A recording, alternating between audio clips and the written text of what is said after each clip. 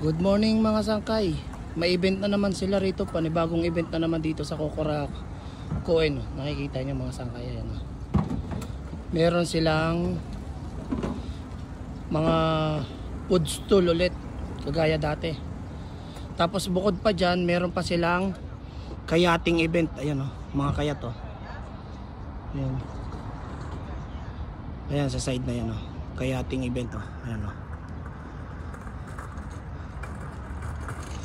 nakikita nyo. Bukod pa dito sa food event stall, ayan